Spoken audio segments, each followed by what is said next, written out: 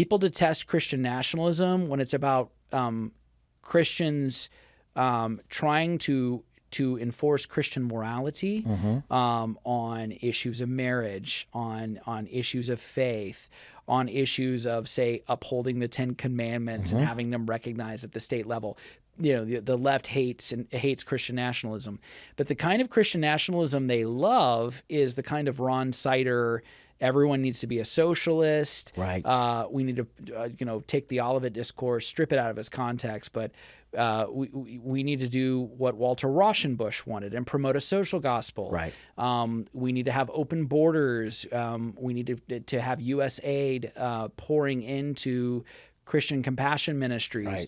not sending missionaries, No. mind you. No, to solve root causes. Yeah. Whatever those may be. That's right. So not sending missionaries necessarily to Haiti, not sending missionaries to Venezuela, not sending missionaries to Darfur, but instead bringing Darfur and Haiti and Venezuela here. That's great. Right? And Yeah. so you notice they never want to do that. They never actually want to go to Iran. Right. And they never want to go to Palestine. Instead, they want to virtue signal Palestine that here. here. So, okay, the Bible affirms the legitimacy of nations, the borders, the rule of law. God made one man from one man every nation yep. of mankind. You touched on this Yep. earlier. Yep. Romans 13, Right. classic. The government exists primarily to protect citizens. That's exactly right. So From evil. From evil. Right. Promote righteousness. Absolutely. And at the same time punish evil. Evildoers. So it's a twofolder. Yes. And this is, by the way, every pastor got this wrong during COVID, almost, except for John MacArthur, Jack Hibbs. I want to praise our friends. You and Daryl got it right. There were others that got it right, but these were the minority positions that Yes, were there out were. there. Yep. Romans 13 is not the government gets to do everything it wants. The government is a servant of the Lord. Servant of the Lord. And the government has to, the requisite here in the model of what Paul is talking about, even as he's writing at a time in which he's under Roman government. Right. But the responsibility of that government as a servant of the Lord is to promote righteousness and punish evil. And when evildoers in that context should be afraid. Yes.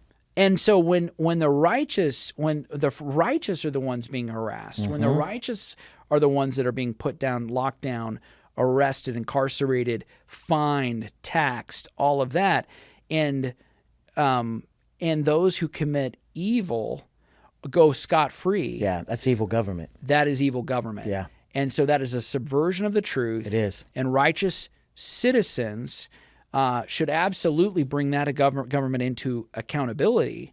And I would say through first through a vote. Yes. But then in other times it has to be righteous civil Disobedience. disobedience. It does. It is. This is about sphere sovereignty. Right. Right. And when you're talking about churches and the role, especially during the COVID period, government was trying to say that what churches could and couldn't do, when they couldn't worship. The only one that tells churches, Christ's bride, what to do is the Word of God. Right. Right. And so when government intervenes in that, that's a point at which there needs to be a pause, a halt, to say no, this far and no further. Right. And we have a responsibility to ensure that that's the case.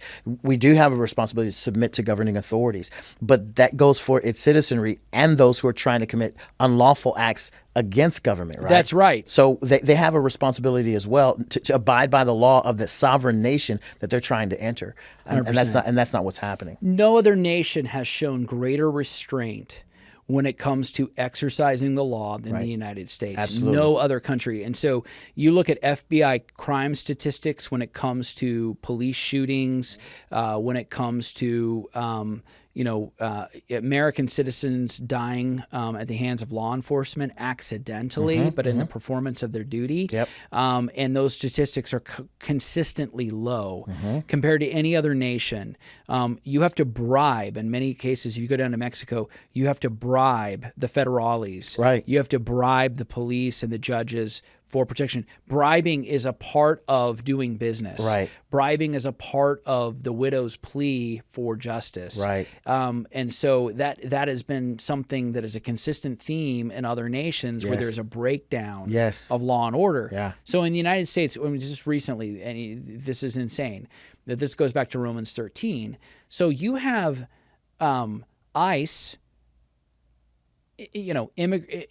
immigration and customs enforcement agents who are going through California and going through New York, and you have American protesters, we think, Right. we assume, throwing rocks, at the very least, throwing objects, projectile objects to break damaged vehicles, and in some case harm Right. federal agents in the performance of their duty. Right. Trump actually had to give an executive order to say, if that happens, Yeah. We're going to use the law. You have to stop the vehicle, get out, make those arrests, put those guys in jail. I know they're all cowards. We know they're cowards. And they'll probably stop that because if they have to face consequences. But that's to show you just how far it's come. It's the entitlement culture. That's right. That's the entitlement culture. The entitlement culture just has the belief that those who've entered illegally have a right to be here.